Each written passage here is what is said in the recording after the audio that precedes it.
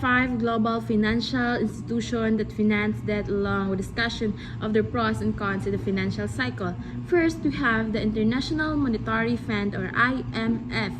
The IMF pros, we have the stability. The IMF helps stabilize economies in crisis by providing emergency funding.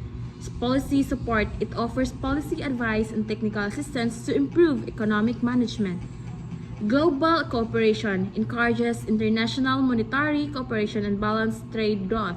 The cons of IMF is we have the austerity measures often requires borrowing countries to implement austerity measures which can lead to social unrest and economic contraction.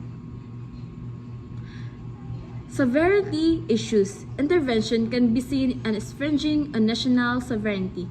Debt dependency can lead to a cycle of depending on IMF loans. Second, we have the World Bank. The pros of World Bank is the development focus provides long-term loans and grants for development projects, reducing poverty and fostering sustainable development. Second pros, capacity building, offers technical expertise and capacity building for institutional development. Third, we have the low interest rates. Loans are often at low interest rates, making them more affordable for developing countries. The cons of World Bank is the project delays. Large-scale projects can face significant delays and cost overruns. Environmental and social impact. Projects may have adverse environmental and social impacts. Debts burdens. Borrowing can increase the debts burden if not managed properly. Third, we have the Asian Development Bank or ADB. The ADB pros is the regional focus provides financial assistance tailored to the specific needs of Asia and the Pacific. Second, you have the infrastructure development focuses on infrastructure projects which are critical for economic growth. Third, we have the technical assistance provide technical assistance and knowledge sharing. The cons of ADB is the project risk. Large infrastructure projects can have risks such as corruption, environmental damage, and displacement of communities.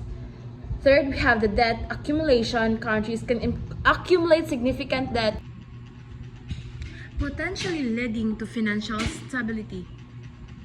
Fourth, we have the conditionality. Loans may come with conditions that can limit economic policy flexibility.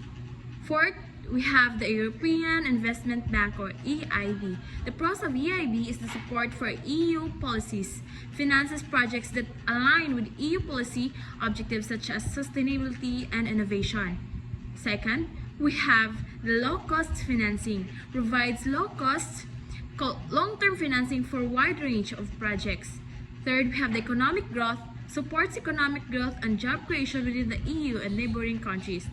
The cons of EIB is the limited scope, primarily focuses on EU member states and neighboring regions, limiting its global reach.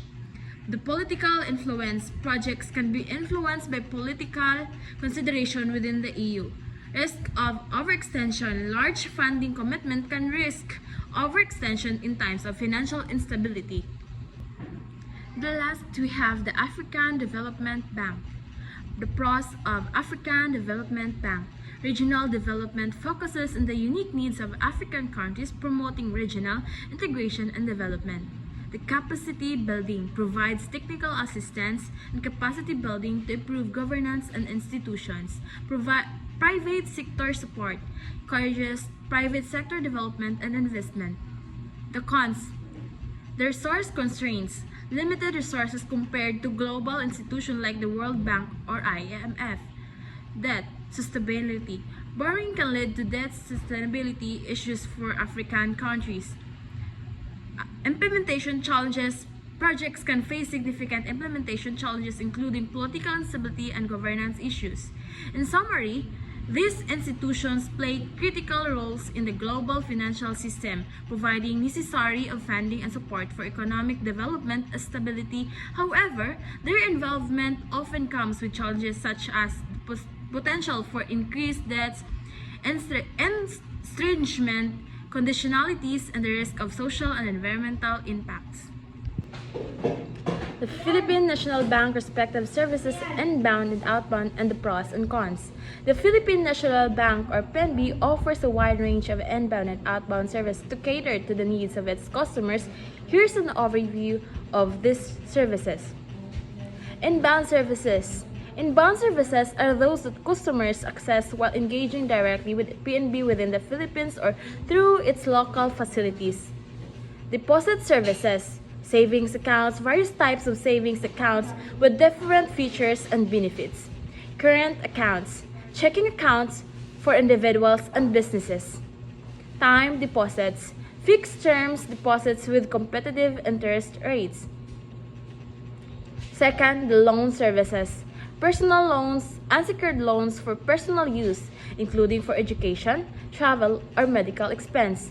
Home loans, mortgage financing for purchasing, constructing, or renovating homes. The auto loans, financing for the purchase of a new used vehicles. Business loans, loans tailored for small and medium enterprises and large corporations. Credit cards, various credit card options with different rewards and benefits. Investment services, unit investment trust funds manage investments products that pool money from various investors. Government securities, investment in government bonds and other securities. Equity investments, access to stock market investments. Fourth, we have the digital banking, online banking, internet banking services for account management, fund transfers, bill payments, and more. Mobile banking, mobile app offering similar services as online banking with added convenience of access via smartphones.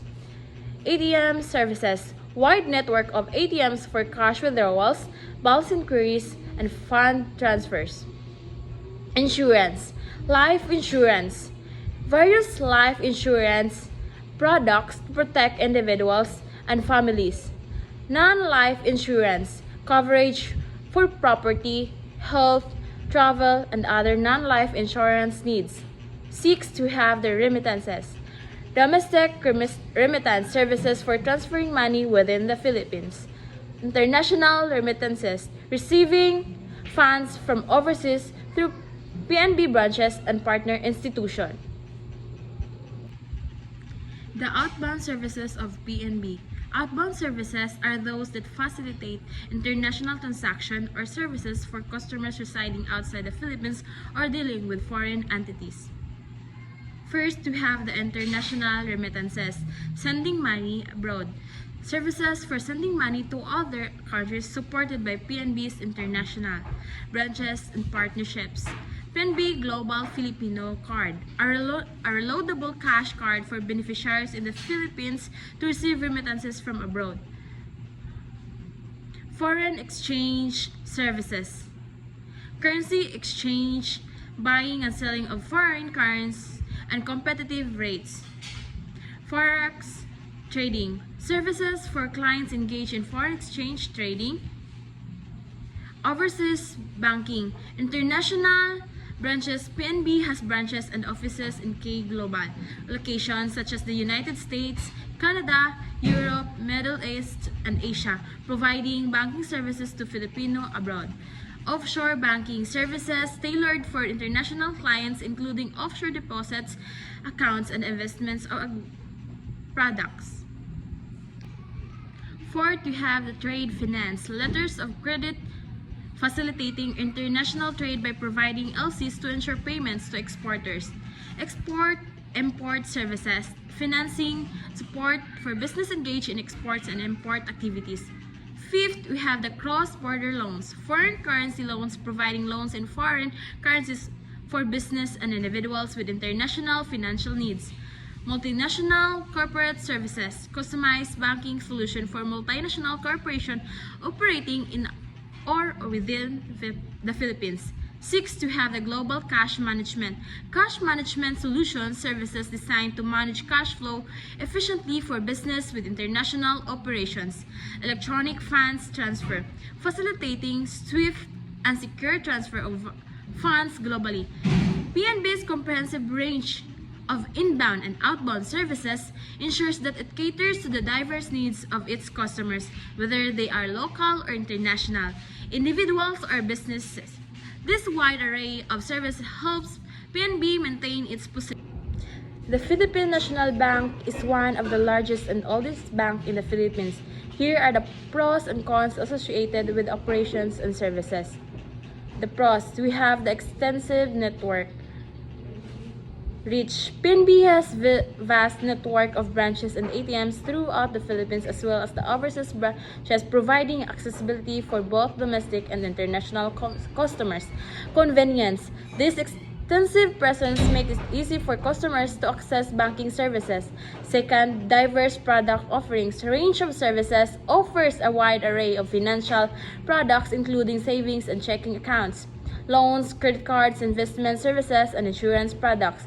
Customized solutions provides tailored financial solutions for different customer segments, including individuals, SME, and large corporations. Third, we have the strong brand and legacy. Reputation. Established in 1916, PNB has the long history and a strong brand reputation in the Philippines. Trust. The bank longevity and track record contribute to customer trust and loyalty. Fourth, we have the technological innovations. Digital banking. PNB has invested in digital banking platforms, including online banking and mobile banking apps to enhance customer convenience. Innovations. Continuously improving its technological infrastructures to offer better services and improve customer experience. Fifth, we have the government support. Stability. As a bank with historical ties to the government, PNB enjoys level of support that can enhance its stability and reliability.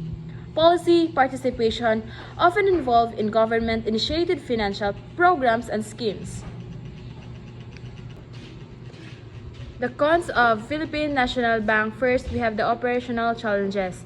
Efficiency. Being a large bank with a long history, PNB can sometimes face bureaucratic inefficiencies and slower services compared to more agile competitors. Customer service. Instance of slow services and bureaucratic procedures and affect customers' satisfaction. Second, we have the technological lag. Modernization needs. Despite advancements, there can be areas where PNB lags behind more tech-savvy competitors in terms of digital innovation and user experience. System downtime. Reports of occasional system downtimes or technical issues can affect customers' convenience. Third, we have the competition. Private sector faces strong competition from private sector banks and newer financial institutions that often offer more innovative and customer-centric services. Market share. Maintaining and growing market share in a competitive banking landscape can be challenging. Fourth, we have the regulatory and compliance burdens. Regulatory requirements. Compliance with stringent regulatory requirements can limit operational flexibility and increase administrative burdens. Policy influence.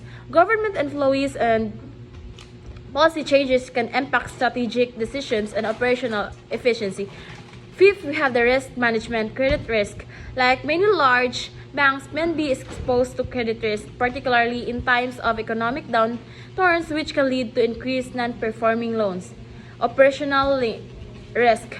Managing operational risk, including fraud and cybersecurity threats, is crucial for maintaining stability and customer trust. Overall, the Philippine National Bank has